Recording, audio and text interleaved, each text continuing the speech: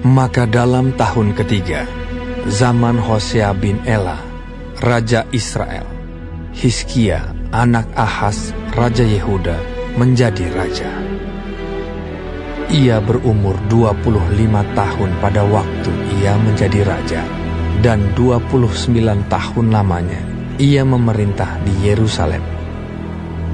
Nama ibunya ialah Abi, anak Zakaria. Ia melakukan apa yang benar di mata Tuhan, tepat seperti yang dilakukan Daud, bapa luhurnya. Dialah yang menjauhkan bukit-bukit pengorbanan, dan yang meremukkan tugu-tugu berhala, dan yang menebang tiang-tiang berhala, dan yang menghancurkan ular tembaga yang dibuat Musa. Sebab sampai pada masa itu, orang Israel memang masih membakar korban bagi ular itu, yang namanya disebut Nehustan. Ia percaya kepada Tuhan, Allah Israel, dan di antara semua raja-raja Yehuda, baik yang sesudah dia maupun yang sebelumnya, tidak ada lagi yang sama seperti dia. Ia berpaut kepada Tuhan, tidak menyimpang daripada mengikuti dia, dan ia berpegang pada perintah-perintah Tuhan yang telah diperintahkannya kepada Musa. Maka Tuhan menyertai dia. Kemanapun juga ia pergi berperang, ia beruntung. Ia memberontak kepada Raja Asyur dan tidak lagi takluk kepadanya. Dialah yang mengalahkan orang Filistin sampai ke Gaza dan memusnahkan daerahnya, baik menara-menara penjagaan maupun kota-kota yang berkubu. Dalam tahun keempat zaman Raja Hizkia, itulah tahun ketujuh zaman Hosea bin Ela, Raja Israel, majulah Salmaneser, Raja Asyur, menyerang Samaria dan mengepungnya. Direbutlah itu sesudah lewat 3 tahun, dalam tahun ke-6 zaman Hizkia. Itulah tahun ke-9 zaman Hosea, Raja Israel, direbutlah Samaria. Raja Asyur mengangkut orang Israel ke dalam pembuangan ke Asyur dan menempatkan mereka di Halah pada sungai Habor, yakni sungai negeri Gozan, dan di kota-kota orang Madai. Oleh karena mereka tidak mau mendengarkan suara Tuhan, Allah mereka, dan melanggar perjanjiannya, yakni segala yang diperintahkan oleh Musa, hamba Tuhan, mereka tidak mau mendengarkannya dan tidak mau melakukannya. Dalam tahun ke-14 zaman Raja Hizkia, majulah Sanherib, Raja Asyur, menyerang segala kota berkubu negeri Yehuda, lalu merebutnya. Hizkia Raja Yehuda mengutus orang kepada Raja Asyur di Lakis dengan pesan, "Aku telah berbuat dosa, undurlah daripadaku. Apapun yang kau bebankan kepadaku akan kupikul." Kemudian Raja Asyur membebankan kepada Hizkia, Raja Yehuda, 300 talenta perak dan 30 talenta emas.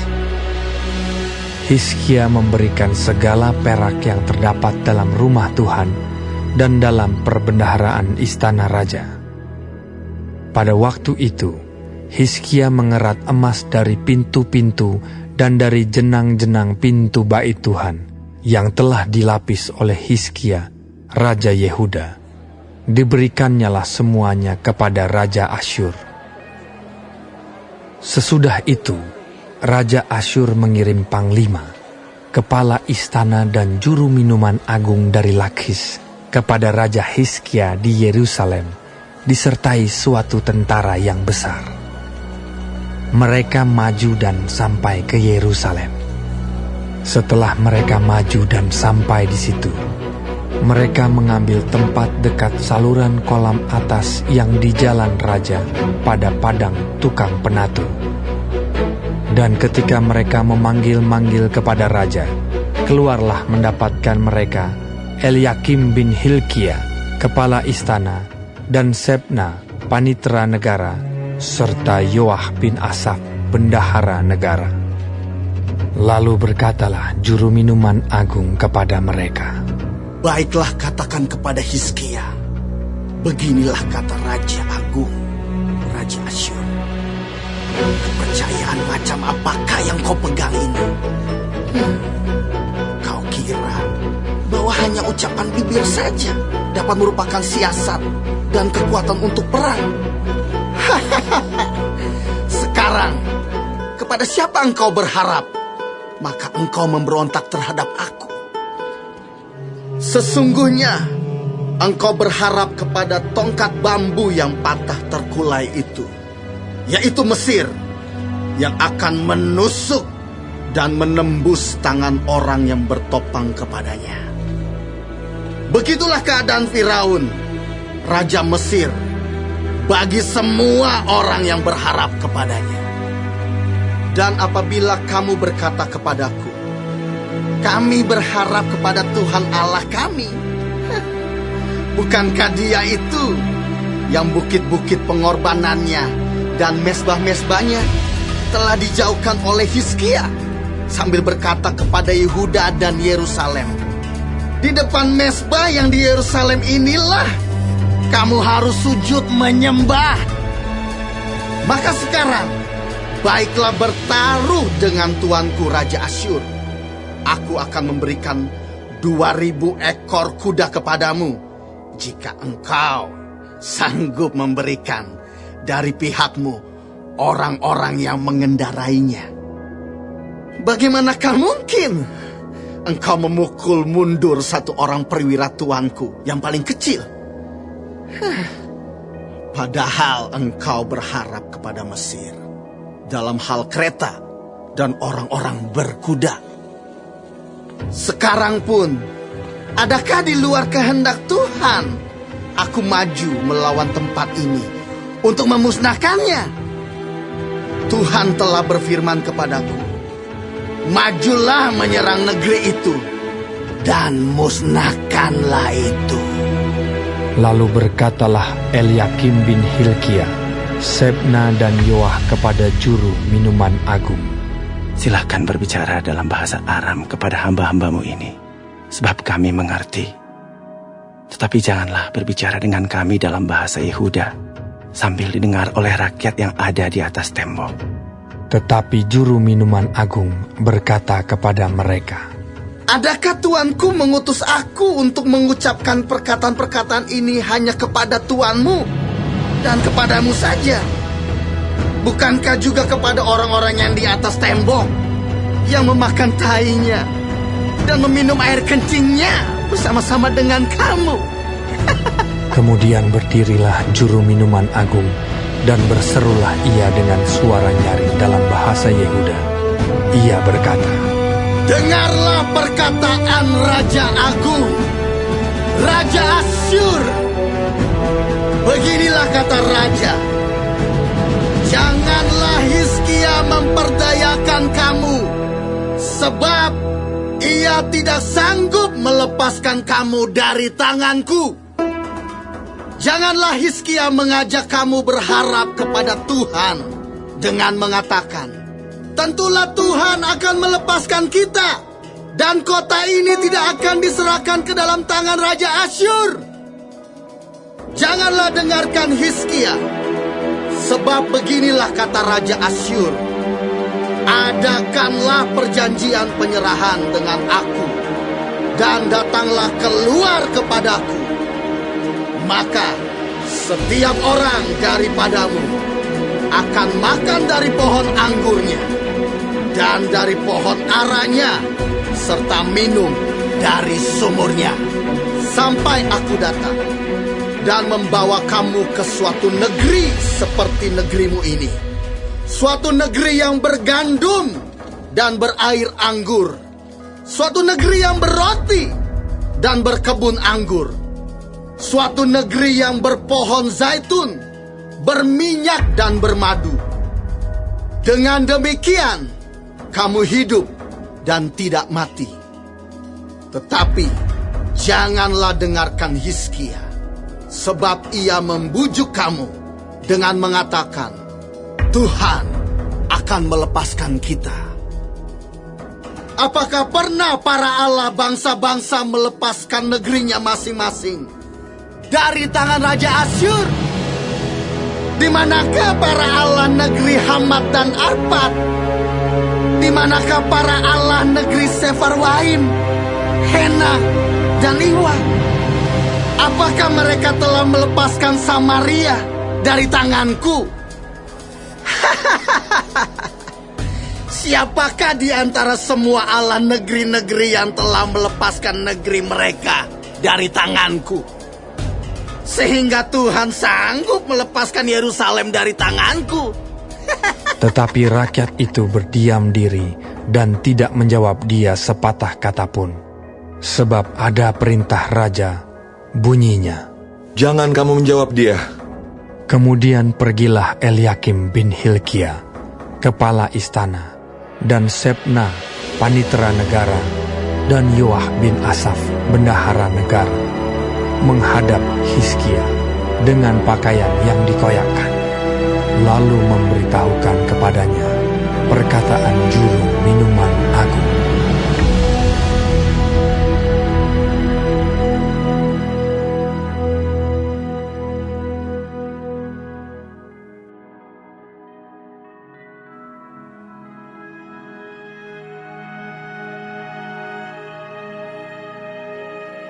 Segera sesudah Raja Hizkia mendengar itu, dikoyakkannyalah pakaiannya, dan diselubunginyalah badannya dengan kain kabung. Lalu masuklah ia ke rumah Tuhan. Disuruhnyalah juga Eliakim, kepala istana, Sebna, panitera negara, dan yang tua-tua di antara para imam, dengan berselubungkan kain kabung kepada Nabi Yesaya bin Amos.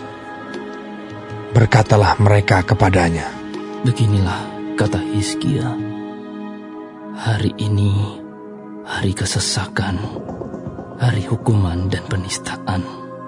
Sebab sudah datang waktunya untuk melahirkan anak, tetapi tidak ada kekuatan untuk melahirkannya.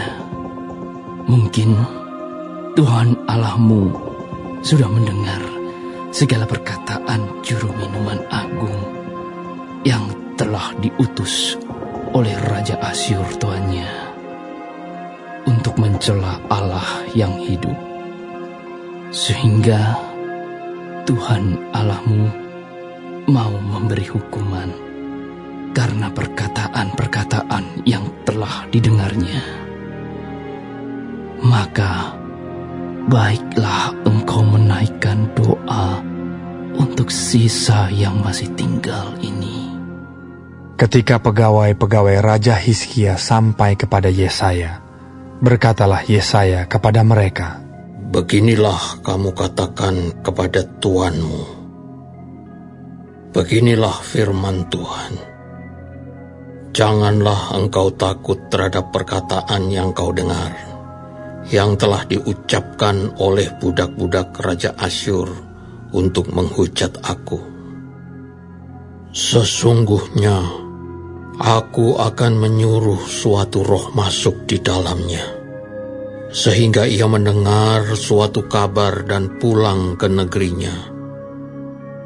Aku akan membuat dia mati rebah oleh pedang di negerinya sendiri.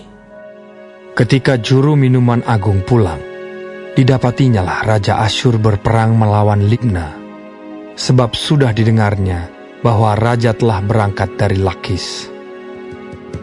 Dalam pada itu, raja mendengar tentang Tirhaka, raja Ethiopia, berita yang demikian. Sesungguhnya ia telah keluar berperang melawan engkau. Maka disuruhnyalah kembali utusan-utusan kepada Hizkia dengan pesan, Beginilah harus kamu katakan kepada Hizkia, Raja Yehuda. Janganlah Allahmu yang kau percaya itu memperdayakan engkau dengan menjanjikan Yerusalem tidak akan diserahkan ke tangan Raja Asyur. Sesungguhnya engkau ini telah mendengar tentang yang dilakukan Raja-Raja Asyur kepada segala negeri, yakni bahwa mereka telah menumpasnya. Masa masakan engkau ini akan dilepaskan? Sudahkah para Allah dari bangsa-bangsa yang telah dimusnahkan oleh nenek moyangku dapat melepaskan mereka, yakni Kusan, Haran, Rezef, dan Bani Eden yang ditelasar? Di manakah raja negeri Hamat dan Arpad, raja kota Sefarwaim, raja negeri Hena dan Iwa? Hizkia menerima surat itu dari tangan para utusan, lalu membacanya. Kemudian pergilah ia ke rumah Tuhan dan membentangkan surat itu di hadapan Tuhan.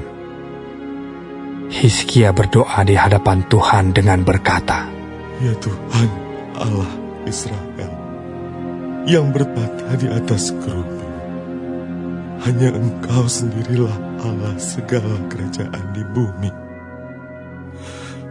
Engkaulah yang menjadikan langit dan bumi. Senengkanlah telingamu ya Tuhan, dan dengarlah. Bukalah matamu ya Tuhan, melihatlah.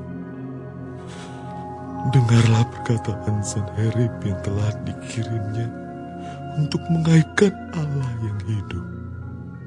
Ya Tuhan, memang raja-raja Asyur telah memusnahkan bangsa-bangsa dan negeri-negeri mereka, dan menaruh para Allah mereka ke dalam api, sebab mereka bukanlah Allah. Mereka hanya buatan tangan manusia, kayu dan batu, sebab itu dapat dibinasakan orang. Maka sekarang, ya Tuhan, Allah kami, selamatkanlah kiranya kami dari tangannya, supaya segala kerajaan di bumi mengetahui bahwa hanya Engkau sendirilah Allah, ya Tuhan." Lalu Yesaya bin Amos menyuruh orang kepada Hizkia mengatakan, "Beginilah firman Tuhan, Allah Israel. Apa yang telah kau doakan kepadaku mengenai Sanherib, Raja Asyur, telah ku dengar. Inilah firman yang telah diucapkan Tuhan mengenai dia. Anak Dara, yaitu Putri Sion, telah menghina engkau, telah mengolok-olokkan engkau. Dan Putri Yerusalem telah geleng-geleng kepala di belakangmu.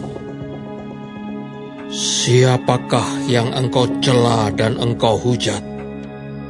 Terhadap siapakah engkau menyaringkan suaramu dan memandang dengan sombong? Terhadap Yang Maha Kudus, Allah Israel. Dengan perantaraan utusan-utusanmu, engkau telah mencela Tuhan, dan engkau telah berkata, "Dengan banyaknya keretaku aku naik ke tempat-tempat tinggi di pegunungan, ke tempat yang paling jauh di gunung Libanon. Aku telah menebang pohon-pohon arasnya yang tinggi besar, pohon-pohon sanobarnya yang terpilih. Aku telah masuk ke tempat permalaman yang paling ujung, ke hutan pohon-pohonannya yang lebat. Aku ini telah menggali air dan telah minum air asing, dan aku telah mengeringkan dengan telapak kakiku segala sungai di Mesir. Bukankah telah kau dengar bahwa aku telah menentukannya dari jauh hari dan telah merancangnya pada zaman purbakala? Sekarang aku mewujudkannya, bahwa engkau membuat sunyi senyap kota-kota yang berkubu menjadi timbunan batu. sedang penduduknya yang tak berdaya menjadi terkejut dan malu. Mereka menjadi seperti tumbuh-tumbuhan di padang dan seperti rumput hijau, seperti rumput di atas sotoh atau gandum yang layu sebelum ia masak. Aku tahu jika engkau bangun atau duduk, jika keluar atau masuk, atau jika engkau mengamuk terhadap aku. Oleh karena engkau telah mengamuk terhadap aku, dan kata-kata keangkuhanmu telah naik sampai ke telingaku, maka aku akan menaruh kelikirku pada hidungmu, dan kekangku pada bibirmu, dan aku akan memulangkan engkau melalui jalan dari mana engkau datang. Dan inilah yang akan menjadi tanda bagimu, hai Hizkia. Dalam tahun ini orang makan apa yang tumbuh sendiri, dan dalam tahun yang kedua apa yang tumbuh dari tanaman yang pertama. Tetapi dalam tahun yang ketiga menaburlah kamu, menuai, membuat kebun anggur dan memakan buahnya. Dan orang-orang yang terluput di antara kaum Yehuda, yaitu orang-orang yang masih tertinggal, akan berakar pula ke bawah dan menghasilkan buah ke atas. Sebab dari Yerusalem akan keluar orang-orang yang tertinggal, dan dari Gunung Sion orang-orang yang terluput. Kiat cemburu Tuhan semesta alam akan melakukan hal ini. Sebab itu beginilah firman Tuhan mengenai Raja Asyur. Ia tidak akan masuk ke kota ini dan tidak akan menembakkan panah ke sana. Juga ia tidak akan mendatanginya dengan perisai, dan tidak akan menimbun tanah menjadi tembok untuk mengepungnya. Melalui jalan dari mana ia datang, ia akan pulang. Tetapi ke kota ini ia tidak akan masuk. Demikianlah firman Tuhan. Dan aku akan memagari kota ini untuk menyelamatkannya. Oleh karena aku dan oleh karena Daud hambaku. Maka pada malam itu keluarlah malaikat Tuhan, lalu dibunuhnyalah 185.000 orang di dalam perkemahan Asyur. Keesokan harinya pagi-pagi tampaklah semuanya bangkai orang-orang mati belaka. Sebab itu berangkatlah Sanherib Raja Asyur dan pulang, lalu tinggallah ia di Niniwe. Pada suatu kali ketika ia sujud menyembah di dalam kuil Nisroh, Allahnya, maka Adramelech dan Sarezer anak-anaknya membunuh dia dengan pedang. Dan mereka meloloskan diri ke tanah Ararat. Kemudian Esarhadon anaknya menjadi raja menggantikan dia.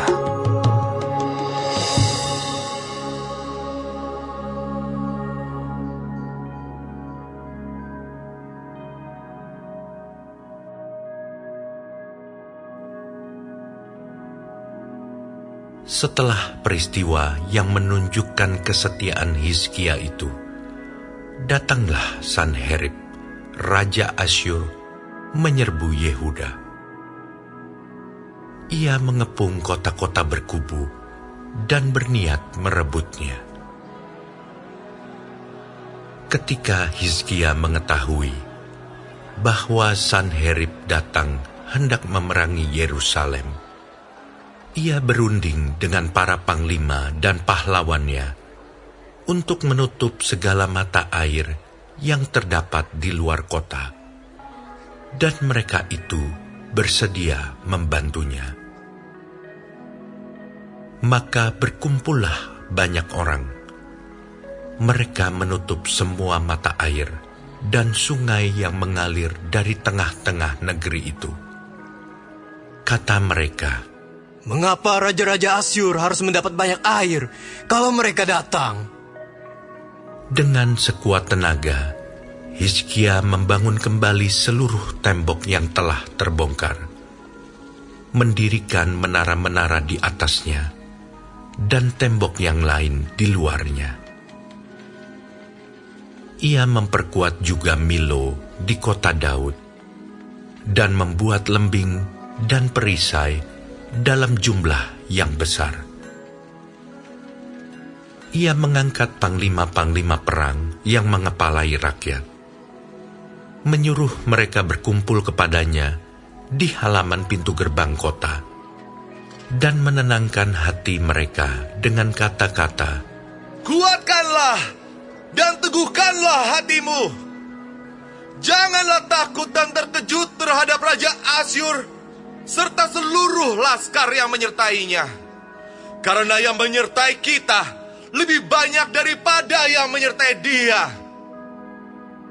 Yang menyertai dia adalah tangan manusia, tetapi yang menyertai kita adalah Tuhan, Allah kita, yang membantu kita dan melakukan peperangan kita." Oleh kata-kata Hizkia, Raja Yehuda itu, rakyat mendapat kepercayaannya kembali.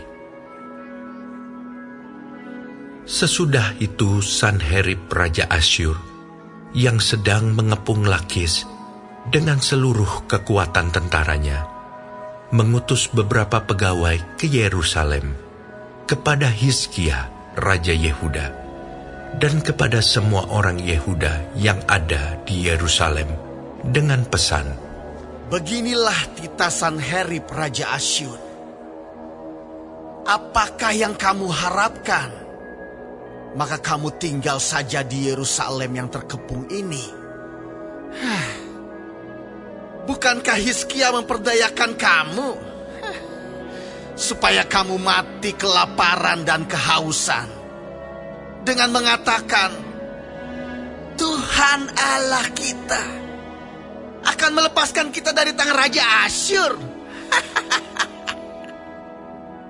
Bukankah Hizkia ini yang menjauhkan segala bukit pengorbanan dan mezbah Tuhan itu, dan berkata kepada Yehuda dan Yerusalem, 'Hanya di depan satu mezbah kamu harus sujud menyembah dan membakar korban di atasnya'? Tidakkah kamu ketahui apa yang aku dan nenek moyangku lakukan terhadap semua bangsa negeri-negeri lain? Apakah para Allah bangsa-bangsa segala negeri itu pernah berhasil melepaskan negeri mereka dari tanganku? Siapa daripada semua Allah bangsa-bangsa yang sudah ditumpas nenek moyangku itu dapat melepaskan bangsanya dari tanganku? Masakan Allahmu dapat melepaskan kamu dari tanganku? Sekarang janganlah Hizkia memperdayakan dan membujuk kamu seperti ini. Janganlah percaya kepadanya, karena tidak ada Allah dari bangsa atau kerajaan manapun yang dapat melepaskan bangsanya dari tanganku dan dari tangan nenek moyangku. Lebih-lebih lagi, Allahmu itu takkan dapat melepaskan kamu dari tanganku. Dan masih banyak lagi yang diucapkan pegawai-pegawai Sanherib itu menentang Tuhan Allah dan menentang Hizkia hambanya. Ia menulis juga surat yang penuh cela dan hujat terhadap Tuhan, Allah Israel. Bunyinya, sebagaimana para Allah bangsa-bangsa segala negeri lain tidak dapat melepaskan bangsanya dari tanganku. Demikian pula Allah Hizkia takkan dapat melepaskan bangsanya dari tanganku. Dan mereka berseru dengan suara nyaring dalam bahasa Yehuda kepada rakyat Yerusalem yang ada di atas tembok untuk menakutkan dan mengejutkan mereka, supaya mereka dapat merebut kota itu. Mereka berbicara tentang Allah Yerusalem, seperti tentang para Allah bangsa-bangsa di dunia, adalah buatan tangan manusia. Tetapi oleh karena itu, Raja Hizkia dan Nabi Yesaya bin Amos berdoa dan berseru kepada sorga. Lalu Tuhan mengirim malaikat yang melenyapkan semua pahlawan yang gagah perkasa, pemuka dan panglima yang ada di perkemahan Raja Asyur, sehingga ia kemalu-maluan kembali ke negerinya. Kemudian ia ditewaskan dengan pedang oleh anak-anak kandungnya sendiri ketika ia memasuki rumah Allahnya. Demikianlah Tuhan menyelamatkan Hizkia dan penduduk Yerusalem dari tangan Sanherib Raja Asyur dan dari tangan semua musuhnya. Dan ia mengaruniakan keamanan kepada mereka di segala penjuru. Banyak orang membawa persembahan ke Yerusalem untuk Tuhan dan barang-barang berharga untuk Hizkia, Raja Yehuda itu. Sejak itu, ia diagungkan oleh semua bangsa. Pada hari-hari itu, Hizkia jatuh sakit, sehingga hampir mati. Ia berdoa kepada Tuhan, dan Tuhan berfirman kepadanya, dan memberikannya suatu tanda ajaib. Tetapi Hizkia tidak berterima kasih atas kebaikan yang ditunjukkan kepadanya, karena ia menjadi angkuh, sehingga ia dan Yehuda dan Yerusalem ditimpa murka. Tetapi ia sadar akan keangkuhannya itu, dan merendahkan diri bersama-sama dengan penduduk Yerusalem, sehingga murka Tuhan tidak menimpa mereka pada zaman Hizkia. Hizkia mendapat kekayaan dan kemuliaan yang sangat besar. Ia membuat perbendaharaan-perbendaharaan untuk emas, perak, batu permata yang mahal-mahal, rempah-rempah, perisai-perisai, dan segala macam barang yang indah-indah. Juga tempat perbekalan untuk hasil gandum, untuk anggur dan minyak, dan kandang-kandang untuk berbagai jenis hewan besar, dan kandang-kandang untuk kawanan kambing domba. Ia mendirikan kota-kota, memperoleh banyak kambing domba dan lembu sapi, karena Allah mengaruniakan dia harta milik yang amat besar. Hizkia ini juga telah membendung aliran Gihon di sebelah hulu dan menyalurkannya ke hilir, ke sebelah barat, ke kota Daud. Hizkia berhasil dalam segala usahanya. Demikianlah juga ketika utusan-utusan raja-raja Babel datang kepadanya untuk menanyakan tentang tanda ajaib yang telah terjadi di negeri. Ketika itu Allah meninggalkan dia untuk mencobainya, supaya diketahui segala isi hatinya. Selebihnya dari riwayat Hizkia dan perbuatan-perbuatannya yang setia, sesungguhnya semuanya itu tertulis dalam penglihatan Nabi Yesaya bin Amos, dalam kitab Raja-Raja Yehuda dan Israel. Kemudian Hizkia mendapat perhentian bersama-sama dengan nenek moyangnya, dan dikuburkan di pendakian ke pekuburan anak-anak Daud. Pada waktu kematiannya, seluruh Yehuda dan penduduk Yerusalem memberi penghormatan kepadanya. Maka Manasye anaknya menjadi raja menggantikan dia.